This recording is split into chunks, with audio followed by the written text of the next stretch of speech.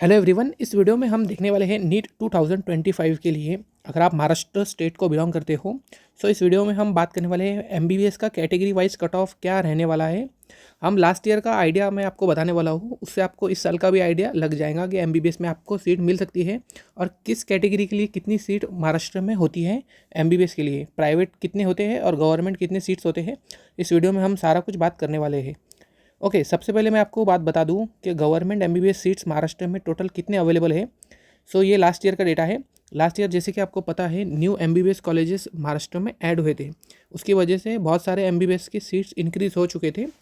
5850 इतने MBBS seat Maharashtra में अभी है, गवर्नमेंट एमबीबीएस सीट्स, जिससे आप जो है तो काउंसलिंग कर सकते हो और ये टोटल गवर्नमेंट सीट्स है, ठीक है।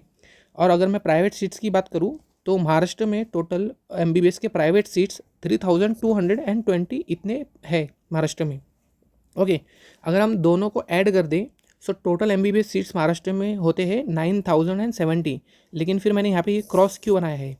ये क्रॉस इसलिए बनाया है क्योंकि जब आपको पता है जैसे कि गवर्नमेंट सीट जो होते हैं उनका 85% जो होता है सीट वो महाराष्ट्र स्टेट के लिए रिजर्व होते हैं और जो 15% होते हैं वो ऑल इंडिया काउंसलिंग के लिए जो है तो अलॉटेड होते हैं सीट। तो इसलिए हम जो है तो हम सारी सीट के लिए काउंसलिंग में पार्टिसिपेट नहीं कर सकते हैं। यानी आप 9070 सीट्स महाराष्ट्र में नहीं है, बाकी जो 15% सीट है वो बाहर नेक्स्ट जो दूसरे स्टेट होते हैं उनके लिए रिजर्व होते हैं, 15% कोटा या ऑल इंडिया कोटा जिसको बोलते हैं। एक्चुअली में अगर हम बात करें महाराष्ट्र में टोटल एमबीबीएस के जो सीट्स हैं वो 8161 इतने हैं। आप यहाँ देख सकते हो 8161 एमबीबीएस के सीट महाराष्ट्र में अवेलेबल है। नेक्स्ट हम बात करते हैं कैटेगरी वाइज क्या कट ऑफ था एमबीबीएस का। तो अब हम देखते हैं तो category wise MBBS seat distribution अगर हम बात करें सबसे पहले अगर हम देखें एससी कैटेगरी के लिए, एससी कैटेगरी के लिए यहाँ जितने भी आपको ये फर्स्ट दिख रहे हैं ना, फर्स्ट वाले सीट्स ये सारे ही गवर्नमेंट है, ठीक है। एससी कैटेगरी के लिए महाराष्ट्र में टोटल 640 गवर्नमेंट सीट्स है, रिज़र्व है, ठीक है। ये एससी कैटेगरी स्टूडेंट्स के लिए जो है तो रिज़र्व होते हैं। और बात करूँ मैं प्राइवेट सीट्स के बारे में तो 199 ये प्राइवेट सीट है, ठीक है। प्राइवेट में इतनी सीट का रिजर्वेशन एससी कैटेगरी को होता है। टोटल अगर हम इन दोनों को ऐड कर दें एससी कैटेगरी के लिए महाराष्ट्र में टोटल 839 इतने सीट प्रेजेंट है या अवेलेबल है और इतने सीट में जो है तो आप जाके कॉलेज ले सकते हो और सीट को ले सकते हो। सेकेंड अगर मैं बात करूँ एससी कैटेगरी के बारे में गवर्नमेंट कोटा में या गवर्नमेंट कॉलेजेस में 345 सीट्स जो है तो एसटी कैटेगरी के लिए अलॉटेड होते हैं और 108 जो सीट होते हैं वो प्राइवेट सेक्टर या प्राइवेट कॉलेजेस में अवेलेबल होते हैं एसटी कैटेगरी के लिए। टोटल सीट को अगर हम ऐड कर दें वो होता है 453। एसटी कैटेगरी के लिए महाराष्ट्र में 453 इतने सीट प्रेजेंट होते हैं। नेक्स्ट हम बात करते हैं वीजे कैटेगरी के बारे में। वीजे कैटेगरी में 151 सीट गवर्नमेंट में और 45 प्राइवेट में। टोटल अगर हम ऐड कर दें तो 196 सीट जो है तो महाराष्ट्र में वीजे कैटेगरी के लिए होते हैं। उसके बाद हम बात करें एनटीबी कैटेगरी के बारे में। एनटीबी कैटेगरी में 124 गवर्नमेंट सीट्स और 38 प्राइवेट सीट्स। टोटल ऐड करें तो 162 इतने एनटीबी कैटेगरी के लिए सीट रिजर्व होते हैं महाराष्ट्र में एमबीबीएस के लिए। नेक्स्ट अगर हम बात करें एनटीसी कैटेगरी के बारे में 173 प्लस 54 173 गवर्नमेंट और 54 प्राइवेट सीट, इन दोनों को ऐड किया तो 227 इतने एमबीबीएस की सीट एनटीसी कैटेगरी के लिए रिजर्व होते हैं महाराष्ट्र में। नेक्स्ट हम बात करते हैं एनटीडी कैटेगरी के बारे में। एनटीडी कैटेगरी में 101 गवर्नमेंट सीट और 31 प्राइवेट। 132 टोटल रिजर्व सीट होते हैं एनटीडी कैटेगरी के लिए। नेक्स्ट हम बात करते हैं ओबीसी कैटेगरी के लिए। ओबीसी के लिए टोटल गवर्नमेंट में जो सीट रिजर्व होते हैं वो होते हैं 933 प्लस 292 प्राइवेट सीट रिजर्व होते हैं। टोटल जो नंबर आता है वो है 1225 इतने गवर्नमेंट एमबीबीएस सीट महाराष्ट्र में ओबीसी कैटेगरी के लिए रिजर्व होते हैं।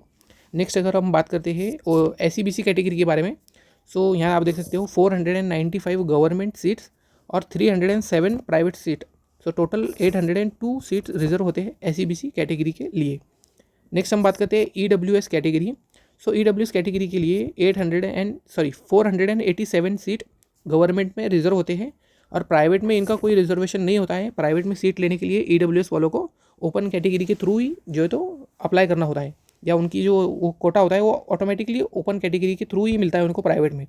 सो EWS के लिए टोटल जो सीट है गवर्नमेंट में वो है 487 और 10% रिजर्वेशन, ठीक है, 487 EWS के लिए।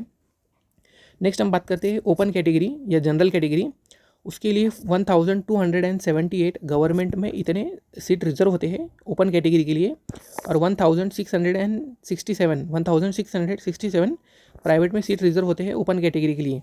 सो हम दोनों को ऐड कर दें तो टोटल ओपन कैटेगरी के लिए सीट रिजर्व होती है 2945। ओके, नेक्स्ट हम बात करते हैं SML क्या होता है। सो आपको कैसे पता चलेगा कि हमारे लिए इतनी सीट रिजर्व है, तो हमारा सिलेक्शन कैसे हो सकता है।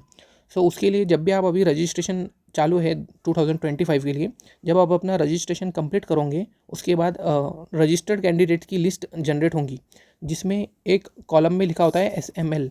SML का मतलब होता है state merit list. State merit list का मतलब होता है महाराष्ट्र में जितने कैंडिडेट्स ने रजिस्टर किया है, आउट ऑफ दैट आपका रैंक कितना है। तो ये सीधा सीधा महाराष्ट्र में जितने बच्चे रजिस्टर करते हैं, आउट ऑफ दैट आपका रैंक होता है।